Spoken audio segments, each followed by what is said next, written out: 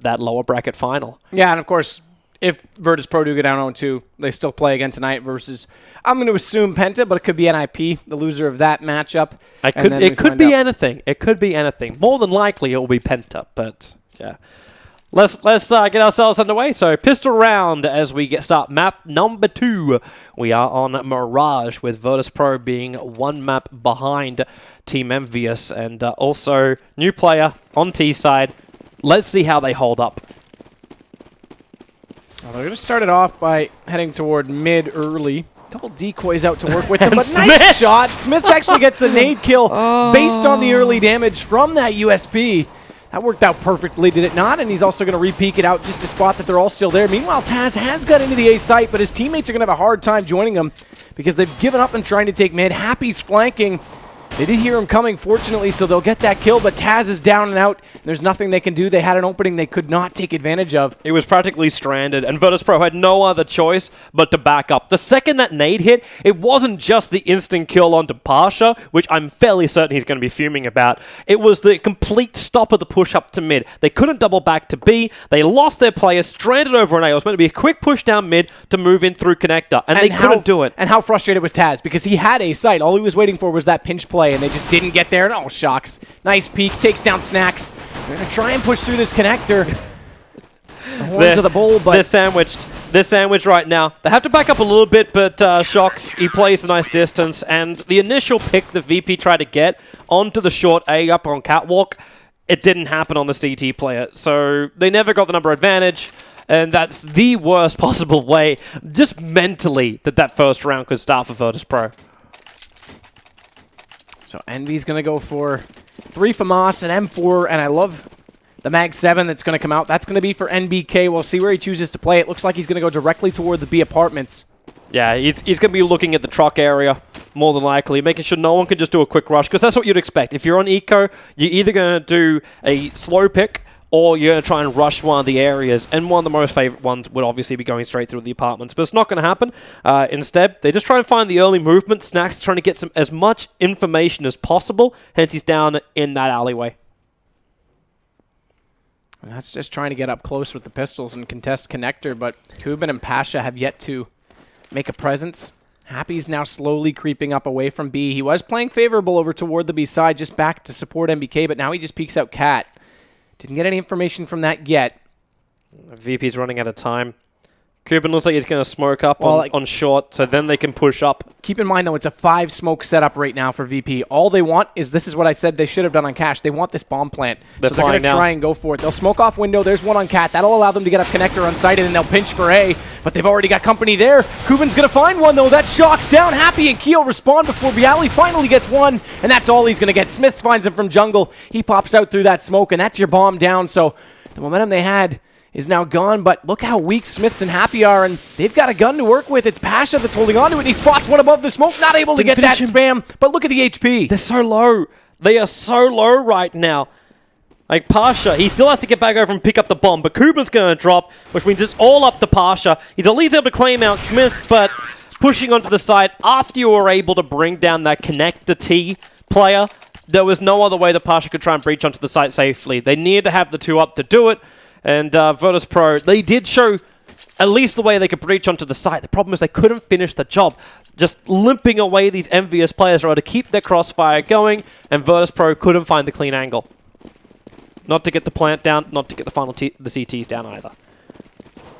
That was so close. Again, that bomb went down before it could cross over. That's what they wanted. They were going for an execution to get a bomb plant at the very least. They actually didn't get that. They got a number of kills, but they left themselves such a little amount of time. Smith's able to get the shot out from jungle. It's a perfect flash from down in shadow. And Virtus.pro, they're getting picked just one by one. Shocks to take 1, Smith to take 2, and it looks like Shocks looking for his second. Able to clean it, and it just leaves Pasha alone. He's like, well, I may as well just try and get one of these players down. Can't even achieve that. It is a clean round for Team EnVyUs, and the pause is going to be coming out again. This time it's actually coming out from EnVyUs. But Virtus.pro just unable to breach through. Their team speak timed out. Okay. Maybe they should switch to Mumble, like everybody else in the real world. Meh. Okay. No, to go back to that round that was very close, that second round. It all came down to, like you said, they gave themselves very little time to work with. The execution was strong. The bomb eventually dropped. If they had a little bit more time, Pasha could have played that a little slower, potentially done more damage in that round. He did feel rushed to bring down the CT stag. He had 5 seconds left when the round ended. So, I mean, ultimately they had to make a move. He still had 2 up at that point. So it was actually a round that went well for them, but not how they had planned it to go, and therefore they just couldn't work with it at all. Loving the shots being called out inside. It looks like Khan's not the only one giving Kuban crap for tonight. It'll be fine. All right, so Virtus.pro, at least in this round, they're going to have a buy. They're going to have the ability to have some weapons up. I'm not seeing enough money for an AWP unless we're going to see a glass cannon from Pasha. I'm just taking a peek, actually. We could. He's got 5,300, so we could easily glass cannon it. Kuban's got 46. They've already bought into 2, so we should potentially see. And Karn, now that you're here again, this is where they want to get the AWP out. We could potentially see it in this round. Yeah, and I think that's what they had to go for, right?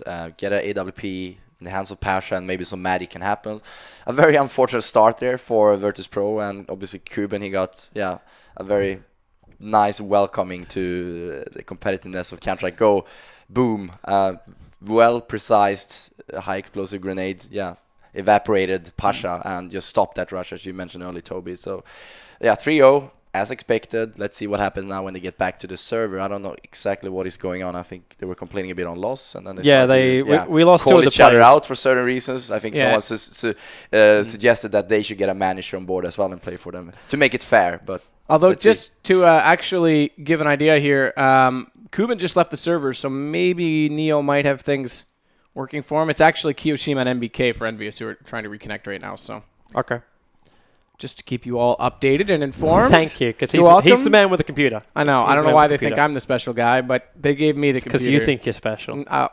I was told my whole life by my parents that I am, Toby. Don't deny me this. It's a different type of special. Okay. Well, it's still special. Yes. You were throwing the awkward jokes at me last week. It's my turn to throw them back at you. Really? None of my jokes were awkward. I thought all my jokes were all Australian. Nobody understands them. What? It's all right. It's true. We won't get into this. So early 3-0. I wasn't throwing real Australian jokes at you. If I was throwing real Australian jokes at you, then yes, you would not have understood. I don't understand much. It's okay. So early 3-0, EnVyUs on CT. What's the number now? And I know this is one of those age-old questions that predictions. Yeah, well, not even prediction, but what's the number they need to play for? What's the mentality they need to set? Obviously, they still want to make it 8-7 and want to win the half. I would say they need around 7 rounds to make it interesting, because EnVyUs can play really strong as T as well. Winning the pistol round and it's pretty much GG. Is that really possible though? Because that was one thing I noticed about EnVyUs. Like, we already saw the first nade. We would talk about that in the early rounds, where EnVyUs always seemed to have like the perfect lockdown positions for either the block nades, the smokes, so you get no vision on the T's. You can't find these early picks unless you're the ones dictating the pace of the game. EnVyUs is just going to dictate your CT side. So yeah, I think it's possible when you have the entire lineup without being DDoSed, and Neo having a good day alongside Pasha hitting his shots with AWP. Naturally, with a lot of smoke grenades on the map, you're going to reduce the amount of time Pasha has to hit these shots, but nevertheless, a smoke stays around for around 16 to 18 seconds, I believe. So plenty of time still to execute the strategies that they are very famous for. The splits I talked about earlier, going through the underpass and into the connector, getting that frag, and then, the bomb spot collapse. But nevertheless, it's a different story today. I'm not sure if Neo is going to replace Kuban again. It's a bit like when you play football back in school. Kuban's when you're like 6 actually. years old, you can change players back and forth all the time. But let's see. Does that work with CS, where you'd actually hold on to his money? It remembers the player slot. Kuban would. So if they had switched it right there, what you would actually do is have Kuban buy a gun, drop it, leave, then have Neo come in and pick it up would be the ideal. I think eBot can take care of that as well. Can it do it for Neo? Would Neo get it? I believe so, but I'm not the most technical guy when it comes to server settings and all that. Yeah, nonetheless, it's... He should get his money. They shouldn't be forced into another eco round. That wouldn't really be fair, so let's hope for that. Yeah, and it's Kuban that's back in anyway, so it's not going to be Neo. Yeah, so question for you, getting into the whole issues that we're seeing now, do the players have? I think they should have a responsibility to run, protection in this certain. What's your opinion on that? Being involved with the teams as you are, do you think that's something that teams need to look into? And I think we are lagging a bit behind in terms of the methods or the thinking we're doing behind that. But it's also very complex. I know a big tournament, I'm not saying ESL here or anyone else, but there are big tournaments that are being DDoSed themselves. I've been playing in such myself. I remember sitting back in Cbit and Gamescom and these events and sitting there in tournament area, and for whatever reason, the DDoS is starting to happen. So if we, without any Cisco certificates, fails to... I mean, it's just how it is, right? We are not IT engineers. Surely we can hire people, but if ESL is struggling, if DreamHack every now and then I get DDoS as well, surely the players will have that problem. But nevertheless, there are certainly solutions. I think it's easier people to just go on Google and figure it out, but getting a VPN, not staying on Skype, and disabling certain settings so people cannot find out who you are. But this is the way internet is, constructed today. So it will always be this problem in a online environment, and even in some cases LAN environments too. We have a question coming out from the Twitch chat from a guy called Strawbears. Hey man, this is to you, Khan. Okay. Hey man, how are you feeling about the community's attitude towards Fnatic? I'm perfectly fine with it, to be honest. I understand that we have been in a lot of interesting situations, to put it in a diplomatic way. Obviously the boost situation over DreamHack perhaps upset a few people. I mean, it was unfortunate and all that, but nevertheless the show must go on. I don't think we have done anything wrong. If people have problems with the way we play, fine, we are putting a lot of hours into it. I'm biased when I'm saying this, but I am having a hard time to point out 5 individuals that would deserve winning ESL 1 in Katowice as much as my guys. But again, I'm biased saying that. They have went through a lot. They are still young, many of them. I think Pronesk is obviously the most seasoned player, but him as well is very young. It's tough for them, It's also like a very changing world with esports athletes, from just sitting in the grotty basement, drinking Jolt Cola, if that still exists, I don't know. But basically speaking, it takes its toll, to be talked about on Reddit, talked about on Twitter, and people like just going crazy. But all in all, I think famous throughout, even in more games than Counter-Strike, we're fairly famous for our spectacular plays. Like we did in Dota sometimes, the Rat Dota, you can speak more about that, I guess. League of Legends, the Backdoor, etc. So we're putting a lot of prestige in our innovation and the way we play the game. Obviously, sportsmanship, fair play and all that, that's something I take very seriously, and so does my players. Every now and then, add emotions, add, bugs in the game or vague ruling, because I think that's also a case. That's something that people might not even give a damn about. Nice control. That was better than Flaren did. I remember him at MLG was the only one that dropped. It's like the Swedish tradition. So you would have got away with it there, actually. Yeah, but anyway, people should also realize that the game we're talking about here is so many variables. There's so much that can happen. And looking at the rulebook, it's like a 5-page document, and it leaves a lot of kind of ambiguously, or whatever the word is. It's very hard to rule. I was even asking the admins at the previous tournament, I don't need to name it, but okay, can we boost at this spot? I don't know. Like, okay, who would know that? Okay, we'll make a conflict afterwards and we will be flamed. One of the issues with the fact that it was overpassed was that it was new, so no one really had a direct answer for that. If it had been Dust 2 and you did a boost, everyone's probably seen it, and then there's an answer. Yeah, and people start to refer to old rulebook and all that, but let's not get stranded in that. We talked about it. No, it's me, actually. I'm just, a lot of emotion pops up here. Ultimately speaking... I know from experience, because I used to actually also admin tournaments back in the day, you can't make a rule for everything.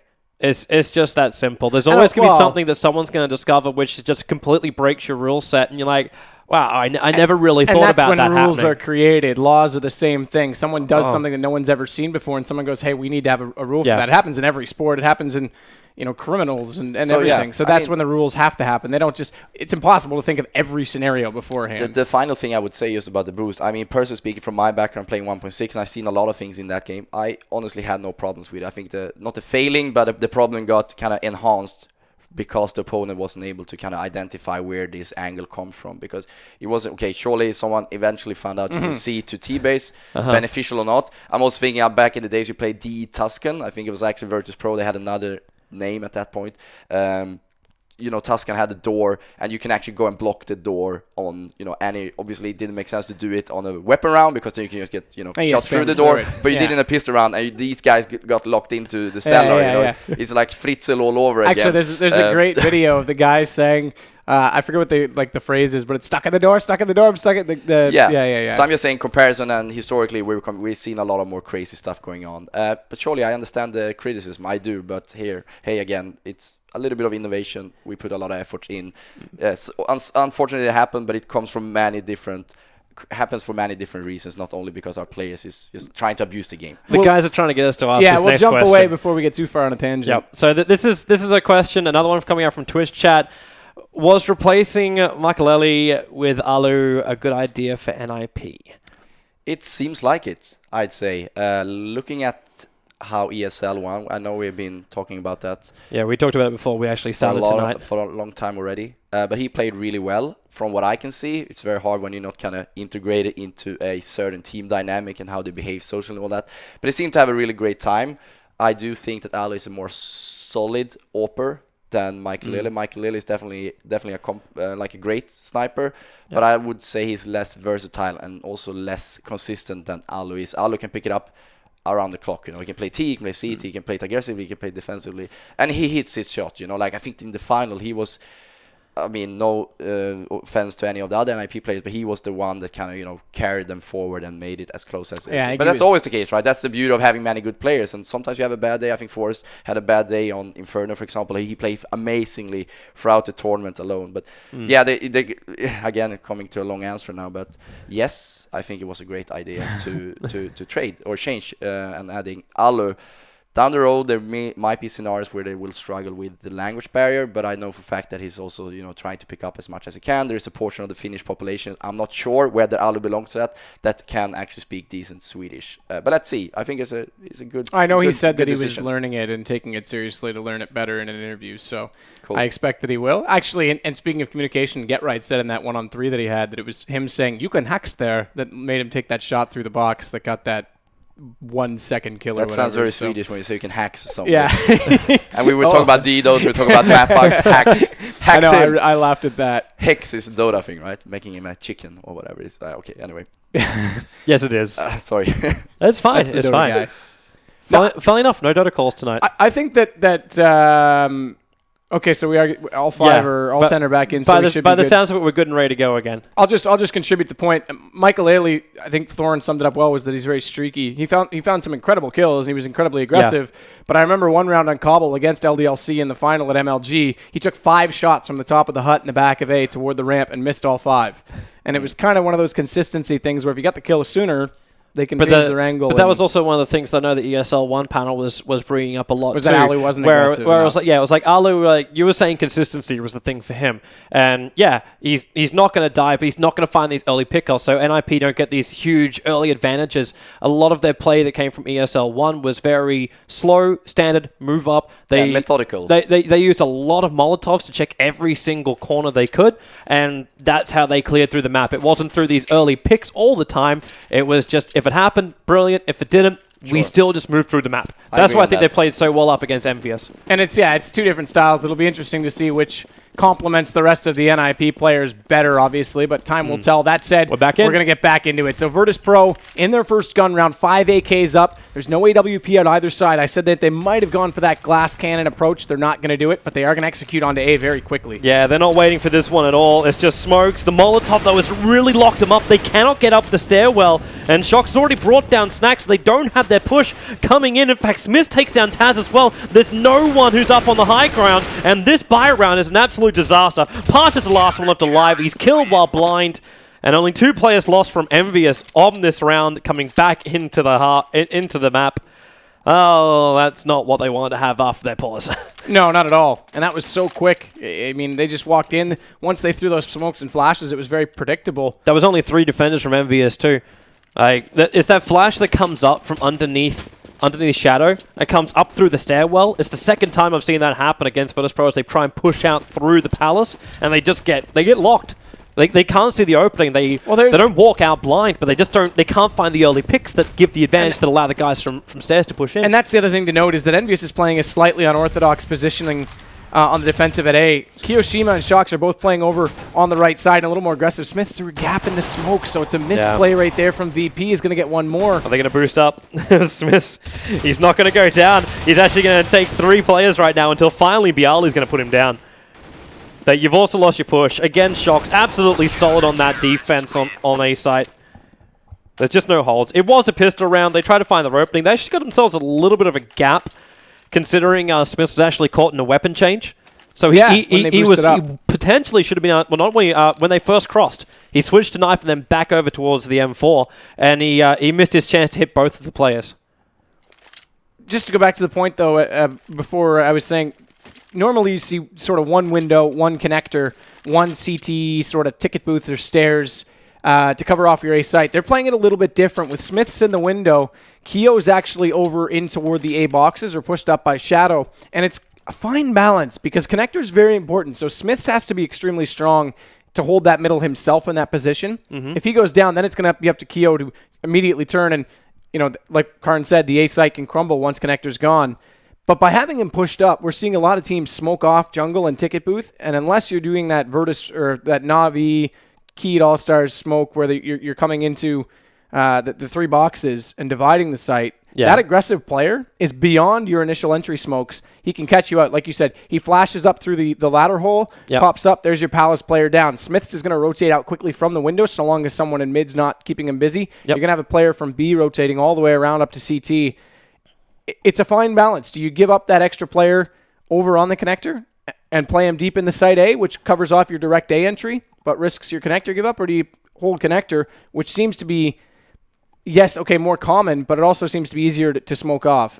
So it's interesting to see how different teams are still playing that specific spot. Yeah, because obviously you don't want to run the same spots every single time. So you, as CTs or Ts, you want to try and mix it up. You know where the T initiation is going to come. You know where the smoke's going to at least be. So as you said, like you move past that line, or you just move to a different point. The other spot that people have played it from is nothing is very common for this for Cloud9, is you get up in the sandwich. So you're still covering off toward Palace, but if you need to, so long as you've got the support from the stairs, you can rotate quickly back around. You're already at the top of the connector, as opposed to playing it from a reverse angle in the site where you're exposed from 2 angles just by being there. So there's different ways of doing it. I find sandwich is a little tough. You've got to hit your shots and have a second player to help you get out of there, because once you get 1 or 2 kills in there, I mean, it's obvious. It's also easy to Molotov out. Okay, you're talking about the sandwich. Right, so between... Cubby? Right, exactly. Okay, yeah, as you would know it. My apologies. So sandwich is probably a North American thing. But yeah, in the cubby between Tetris and the jungle stairs. So... Okay, fantastic. Sorry. I was just double checking. I'll go easy on you. Maybe I'm just hungry. Maybe. I know. I tried to learn as many of the calls as I possibly could before. Yeah, that might be. Is that North American sandwich, or is that called? Well, I know the naming in Swedish, of course. I do not know the English one. So okay, let's stick to sandwich for now. Right. It made me as well a little bit hungry, right. But yeah, generally speaking, we slowly create new names. Like we already done Cobblestone Preacher. Yeah, Preacher. We have Preacher. The backside of the hut where it like overlooks like a pulpit. Yeah, and you got the rail. It's like it looks like a proper preacher rail. Like you bring the congregation in for church on Sunday. You don't even know where we mean right now. I have no clue, to be honest.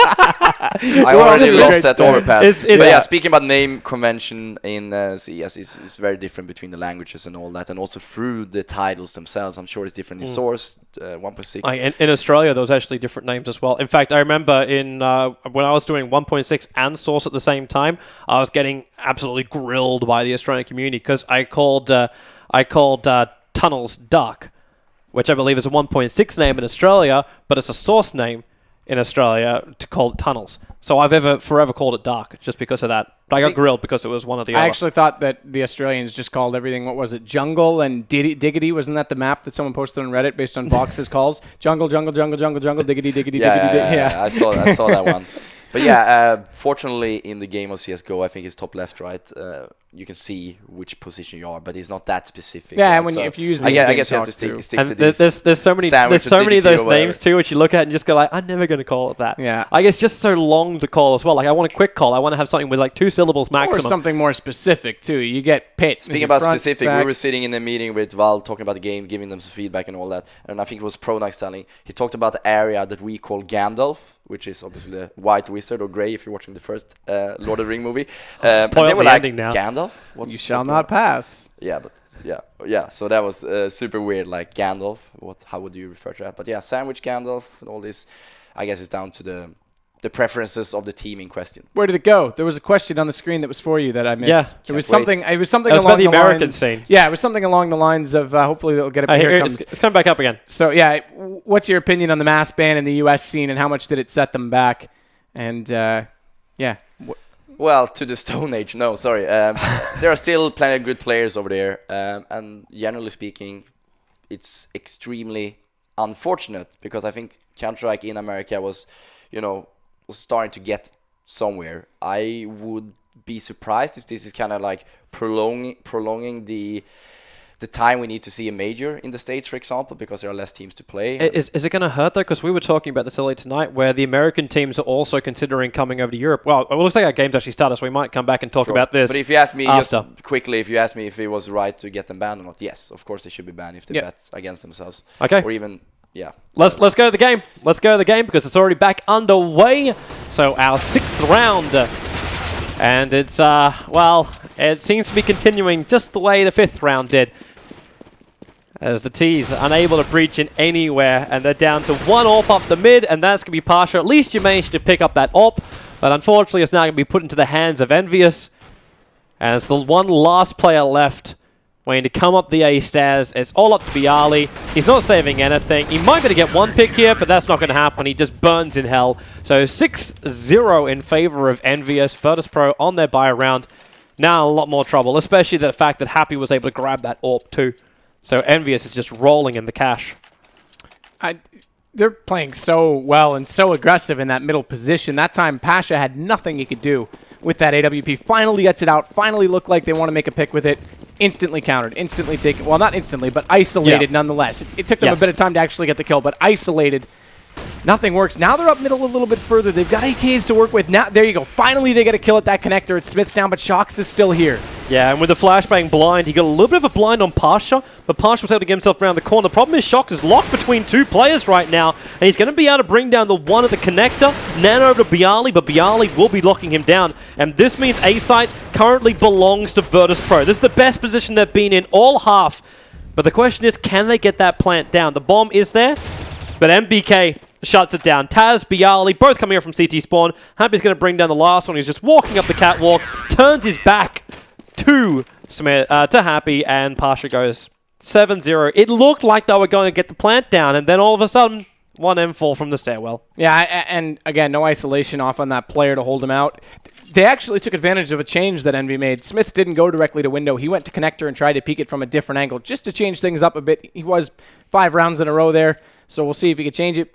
They got up there. They actually killed him. Shox was still there.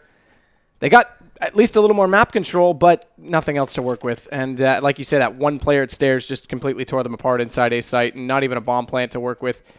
It's just, I mean, Virtus at this point are not looking at all organized, and it's actually Keo this time that's going to be our player that dropped out. So yeah, that's a disconnect, though. But by the looks of it, they said there was a couple of problems with the server, with their routing to the server. So the server might be fantastic. It's just trying to get through the international lines to it. Oh. Yeah, and actually, that makes sense. Our producer just reminded us that they're in the UK because they're getting ready for Gfinity. So, well, I suppose we can go back to our old conversation. Right. So US scene, I'm going to add my opinion as being from North America as a caster. I think that it really hurt, not in terms of the fact that, NA was suddenly going to be, great by having them still around. I think it was just going to be very exciting to see Hiko with that iBuyPower roster. I think that they had a lot of potential together. Dazed is a great in-game leader. A lot of people don't give him a lot of credit in that regard. Obviously, he's, in my opinion, one of the only North American strong in-game leaders. And at Swag had a great season last year. You're putting in Hiko with a team like that. Skadoodle. The one thing I will say about Skadoodle is he's too static. He's quiet and predictable in his positioning. But in terms of aim and skill, he's a great, great player. That team could have actually had a chance to, maybe contend for top 8 spots. I'm not going to say they're going to go ahead and win a major right away, but it would have been exciting to see how they performed. And it was unfortunate that it was that roster, the roster that had the most potential, that was suddenly gone. So, and again, I agree with you. The ban was completely justified. Yeah, but speaking about gone, I do not necessarily agree that it should be like a perpetual thing that they're going to be. I think it should be kicked 1 out year. from Counter-Strike forever. Like looking at how conventional sports are doing it, like it's a 2 years or 5 years ban or whatever. That's maybe fine. Maybe not so much a 5 years ban in the world of esports because things and games are changing so quickly. Yeah, well, they just but pick up give these guys another chance. Come on. Even in Formula One, they banned Flavio Briatore for fixing a race once, and they said, "Oh, it's a lifetime ban." And then the Formula One management went back and hired him 5 years later and said, "Hey, we need you to market for us." So things change. There's no question about it. Shane Warne, Mr. Reputation himself, banned for 2 years for match fixing. Yeah, dropping in a lot of sports that I don't have any clue It's about. okay. Yeah, it's all right. I get the reference. It's cricket. There's a Formula bat One, and a ball. really. There's not much cricket more to and Formula understand. One. Okay. Yeah. Sweden doesn't really care about either of those. How about football? How about ice hockey? Yeah, we can do that. Canada's beaten you how many times at international tournaments? Where's the door?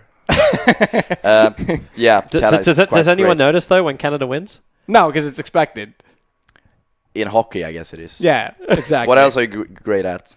Well, Vancouver was voted the best city in the world twice. I guess that. Yeah, that's true. Yeah. Really? Yeah, it's nice. We won't go there. Semphis is there. He can tell you all about it sometime. I know some wonderful places in Australia. But yeah, so back to what we said, though, because there was actually Epsilon that was handed bans as well a little bit later on, with the exception of Scream, exactly. But they were handed 1 years. So it was like the first one, they wanted to set the standard, set the example. But where they got 1 year, I kind of feel like once the time comes, they'll say the same for iBuyPower, would be my assumption. Let's hope so. I don't know how we can interfere or even, we can sit here as much as we want, air our opinions, but let's see what happens. Again, it doesn't obviously make sense if it's inconsistency in the ruling, unless there are other circumstances that we at this point aren't aware of. Obviously, the betting thing they did, from what I've read, everything is true on the internet, kids. It was very systematic, and they earned a lot of money from it, which is not very fair. But generally speaking, if you like looking at the pros and cons of the betting thing, I'm not a big skin guy myself, so to speak. I don't buy a lot of skin. I don't bet or anything like that. I'm not even allowed. But for the I think on a macro perspective, let's say, it's to a certain degree, it's good for Counter-Strike because more people get excited. More players and all that. Perhaps leave it a bit unregulated with obviously no betting, no players involvement or whatever. But maybe down the road, phase it out slowly but surely. It's going to be difficult because every sport is based on some level of economy, and in gaming, the best level of economy is micropayments. Exactly. So it's all about the in-game items. It's all about pimping your place. Sure. And that's the best way to do it. Perhaps one day we will reach a critical mass so we can get that ecosystem going through regular advertisement, player endorsement, or just media rights, for Christ's sake. The funny thing is, though, like all that money which you're talking about goes directly to players and tournament organizers, but it's the people at home that still want to be able to win something. So you've basically managed to legalize gambling because it's not technically money as such. It turns into money. You can turn it into money. Sure, there's a fine line there. Yeah, I mean, there's it rules stated, and it's. I'm not going to get into that debate. There's obviously certain individuals that are on some sides, and everyone knows, and others that are on others. And I don't want to open up that. I do want to go back and say where we were talking about Valve and being fair about it. They are being actually quite good because if you look at the case with Gamers 2. XCSC, they were banned, and it wasn't like Valve just said, nope, that's our decision, we're final, you're done. They actually went back, looked at the evidence, and said, hey, we made a mistake. So they're being justified. Sure, and I'll totally, give them the benefit of the doubt on them making the right decision in that regard. It's been a couple of months now since the American incident happened, so that's not going to change. Yeah. What could potentially change, what we're hoping is going to change is the duration. Lower ban. I would love to see, Hiko in a great team. I want to see Swag, getting the career that he potentially could get. He's kind of at least talking from a Counter-Strike 1.6 background, he was kind of the follow-up America had when it comes to great riflers after nothing. He was kind of at the same level, I'd say. So it's very unfortunate that but similar, he also did failings, right? So, but let's see, and let's hope he gets back. Considering how heavy Valve is involved in the CSGO scene, it might almost be worthwhile to bring in most of the major tournament organizers and create some level of rule set for this, so you have consistency across all of CSGO. There's been that discussed about anyone involved, casters included, management, players, no betting, and I think that's fair. But if you do that, then it just goes underground. Right. Because how do you really stop it? That's the same as you send a smoke signal to your friend to bet on Virtus.pro. You probably that's the signal you don't want to get today, I guess. But it's like, what can Valve do? Shut down the website directly? Technically, all they're doing is just transferring items across a trade window. It's complex, that's all it really to say is. the least. Yeah. And you also have to remember the upside. The upside about betting is the fact that you do what esports has to do to advance. You reach the casual viewer. It's not the person who is like, I'm a competitive person, I'm going to watch this, I follow these guys passionately. It's the people who go, yeah, I want to win. I can win cool stuff that I can pimp my AK with. What's this thing I'm watching where I can win it? And that's where you gauge the casual player. It's a gateway drug, basically. Exactly. It really is. And that's one thing which esports has always tried to do. And I know like League of Legends did it fantastically, where they realized that competitive gaming is maybe 5% of your scene. And you want to make it more. So any way you can expose competitive gaming directly into the client, directly to the viewers. The fact that like during ESL 1, they had an announcement coming up in the game for everybody who was playing Counter-Strike Go at that time, got a message saying you can watch this game right now inside the client. That's the kind of reach you got to look for. You never, like, esports doesn't grow by satisfying the people who are already there. Obviously, you should be doing that. Sure. But esports grows by reaching new audiences all the time. You have to continuously grow. It's the same as anything. If there's no foundation for it, if there's nothing for which we can place it upon, it's going to fall apart from the top. So by having these lower people involved, it just helps it be more sustainable. And you should never just settle for what you've got. Like, production-wise, CSGO is absolutely fantastic. Like, the guys here at PGL, like, what they've done here is brilliant. Oh, it's excellent. Yeah, and it pushes the team forward. To give an idea, we were in another studio last week. This room 2-3 days ago was just black walls, and look what they've. I mean, this is fantastic. Yeah. The effort's definitely there, and it's great to see. I'm going to move ahead in this topic just because I don't want to step on any more political toes about whatnot. We got another question for you, Karn. Sure. Any challenger teams surprise you at Katowice? Katowice. I'm not going to ESL 1, and then. For me, the next part's more interesting, actually. What's your thoughts on Titan's next step? I love the capitalization on my name, by the way. It's a big A for next time. Anyway, great question. So, teams that surprised me. So, I told you earlier that NA teams somewhat surprised me that at least one of them couldn't proceed to the playoffs and will automatically qualify themselves into the next major, whenever that is happening. Besides Penta, I would say Keed. You know, coming from Latin America, not being able to have consistent practice because there are not so many teams to play against, and even if there are, I could be wrong on that, but you don't get the diversity. You don't really get you're not able to touch base. What's the current trends? What maps are working? What strategies are working? And how eventually how pros, tier 1 teams back in the, I would say, Western world, primarily because Europe, it's so regional Pacific. It's fairly regional specific, and that's something the Vox players have also suffered from, similar to C9, who are considering going over to Europe. I really hope the Vox actually come over to Europe. I think that team could do so much more if they're consistently exposed to the European scene. I think any team that's exposed to a higher level of skill is eventually going to either fall apart miserably or they're going to learn. Sure. Inevitably, they have to. And in terms of the next part of the question, Titan, you didn't really predict them to fall out against, was it Penta, LGB, and which was the other in their group was, I think Envy was also in their Envy was group. Or Virtus. Hold on, I've got it here. I think it was Virtus. It was Virtus. No, I think Virtus was in TSM. Why can I never remember this stuff when I need to? Anyway, continue on your point. I'll fill you in when I figure that out. In terms of player changes, because I guess that's what they're trying to lurk out of me, I don't have any, good insights on that. I wouldn't be surprised if they tag along and stick along and, continue with what they have. Because they have a strong team. They're great in game leadership in existence. They have probably the world's best sniper in Kenny S. The problem for them is probably more external. When will when will EnVyUs and the players, the MBK Shocks and all that, when will they start to have fights internally? When will they... EnVyUs was the other team. EnVyUs was the other team. Cool. So the problem is a bit more external, I'd say. EnVyUs, sooner or later, they want to change a player, and they might very well knock on Kenny S's door, I don't know how the social game is between them, but he would definitely make a huge impact in that very team. That's kind of a horrible way to look at it. If you deduct the, the team play aspect and all that, which I cannot really relate to because I don't know what went on previously when they did play together. It's like your savior is, when do these teams start internally fighting and just split up? Yeah, but that's probably when they're going to get intrigued to look for options as well, because they have a great group of players. Surely they lost here in this major, but there are more majors incoming, and surely more they tournaments actually to come. put up a 16-14 scoreline against EnVyUs on Cobblestone. That was, as always, on the back of Kenny Titan. Yeah, when was that? In the group stages. Okay. So, yeah, of ESL. The thing for me is that you kind of mentioned it.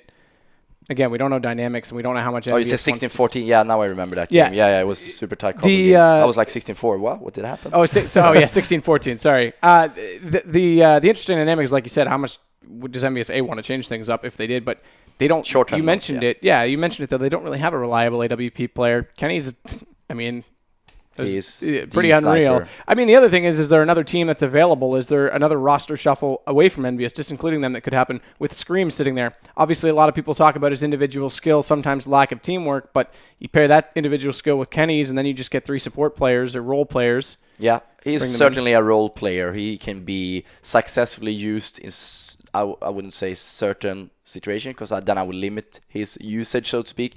But put him in straight up AK duel against the second best aimer, because I guess he's one of the best aimers.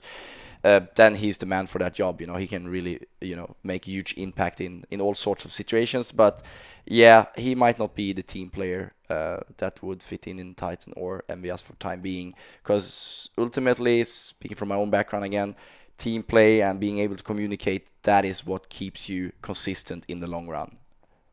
I would agree with that. I think I go back to, I'll use the North American scapegoat example, is that they lack CLG.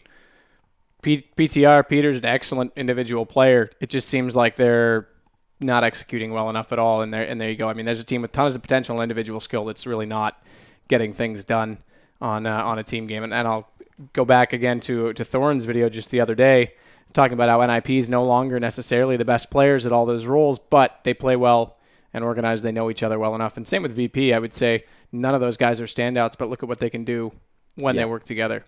Yeah, and I think Mirage is an excellent showcase. Less today with Kuben, of course, but they have each other's back. They know when I go in there and protect that angle, Taz gonna come behind me and just kill the other guy, or trading frags and all that.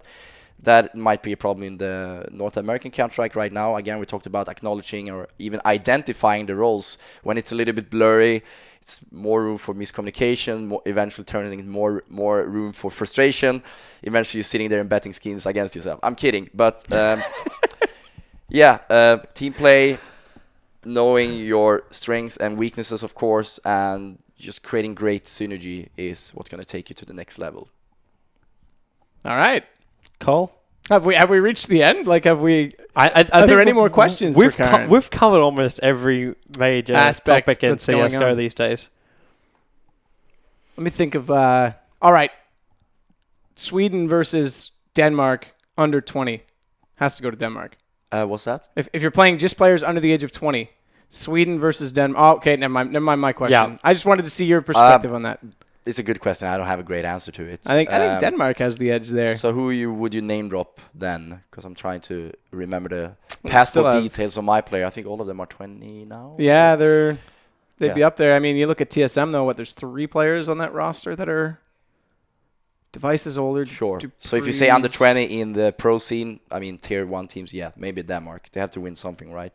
But both talent pools. That's kind of why I was asking the question. I was waiting both for the something talent like pools in Denmark, and I would say a little bit Finland as well. But yes, the Nordics is very strong.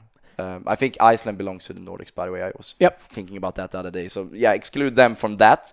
It's just something about the Swedish winters and the great infrastructure that keeps us playing a lot of Counter-Strike and eventually becoming good at it. So playing Counter-Strike for a long period of time, let's take it to this question. Karn, how long do you think CSGO will last in the esports scene?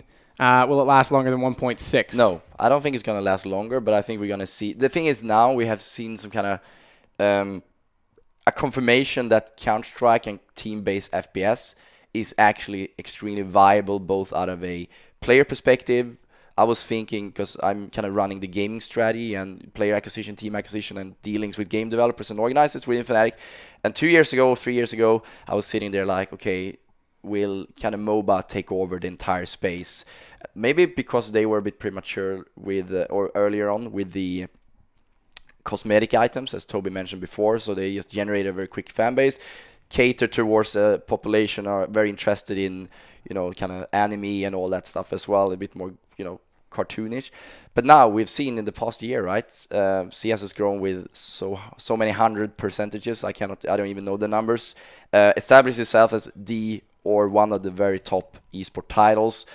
Greatest viewership of an ESL event ever. Just the other weekend, right? We had over 1 million viewers. Huge player base. I think Thank you for everyone who tuned in, by the way. The next natural step is to actually make this into a global sport. And how do you do that? Yeah, if you're Valve or ESL or DreamHack, okay, maybe look at some new interesting regions. Maybe we need to understand that the population in Asia is growing, and it's a very young population. Latin America, a lot of excitement, a lot of passion. They want to be there. They're watching their streams from home, and they just dream about one day being able to, compete, or at least, have the chance to get to the same level or participate in. So that would be a next natural step. I don't think, considering how fast technology moves and how great the computers are getting, smartphones and all that, I think, there will be another episode of Counter-Strike, but I think Counter-Strike as a franchise is here to stay unless there is a big F up, Yeah, and to go back to your point about globally growing it, the results like Keed got at ESL helps that whole Latin American region get excited and hyped up.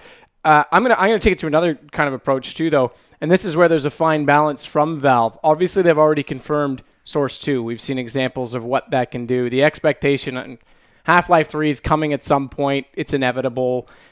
When that happens, all right, I know. All right, I'm gonna say it. It's gonna happen at some point, whether it's now or it's 5 years. My point is, me coming from a former Call of Duty player, is that game could never grow. COD 4 was actually Pro Mod was a great game. Problem is, every year there's a new Call of Duty, which throws off the game, throws off the scene, throws off the meta. Yeah, surely it needs to have a certain duration of existence, because otherwise you're not able to just kind of build the community and the storylines up. Right. So Valve's in the sweet spot now, where Source 2's essentially ready to go. They're close.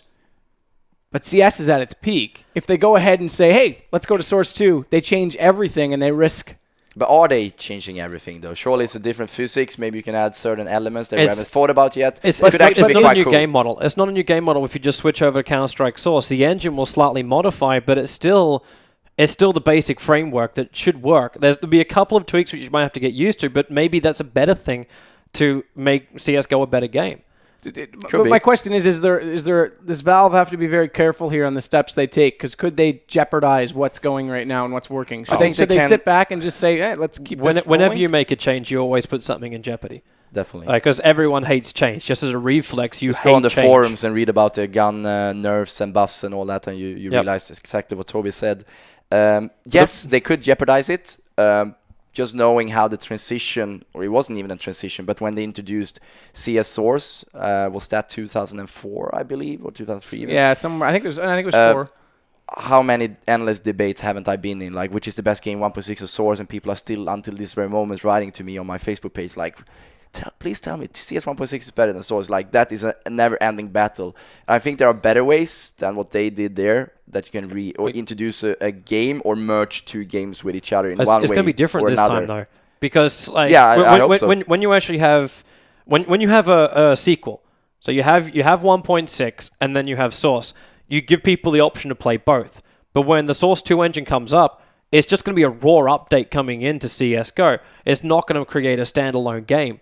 At least I don't see it doing that, which means everyone's going to be forced to change, and you don't get this division. Like, it's not going to be like Brood War and StarCraft 2 as well, where everyone's just like, no, we already established our scene on Brood War. We're not going to go into StarCraft 2. It takes them a year and a half to do it. By that point, they've crippled StarCraft 2.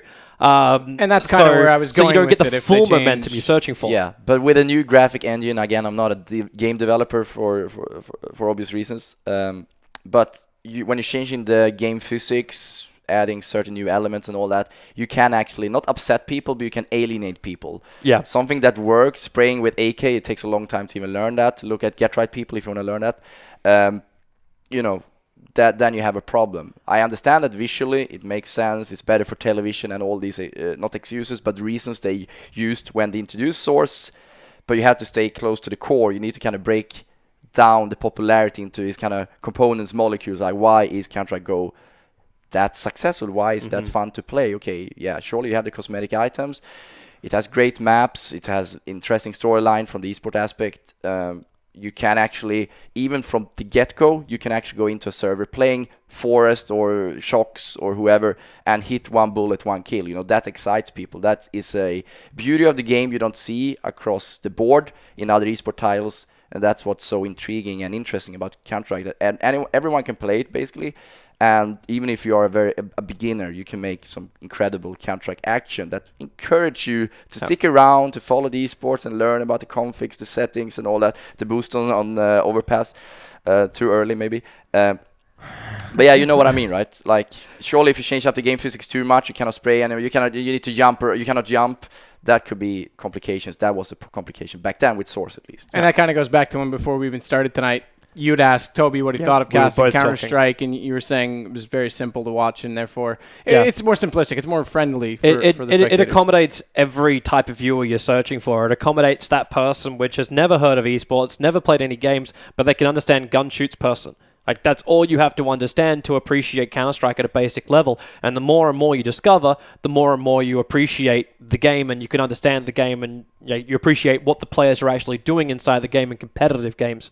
And you feel like you could learn from that, or you don't have to learn from that. You can just go in with your mates, have a whole bunch of beers, try and shoot chickens, and you still find yourself... Or the flower pots, as we saw. Or the flower pots, and just freak the crap out. Like, you can do this, and instantly you're just like, hey, I really enjoyed this game, and that's what it's all about. It's the quick path to enjoyment, and that's what makes Counter-Strike such a crazy game coming into the future, where, like, League of Legends and Dota obviously are huge titles, but this can accommodate everybody in the world at a basic level. So when you reach them, they can stay interested without thinking, I need to read a textbook about this. We're actually going to wrap up our questions for now, because we're going to go to a short break as the players have all disconnected out, and I don't know what's going on, but we'll find out what's going on, and we'll be back after this break.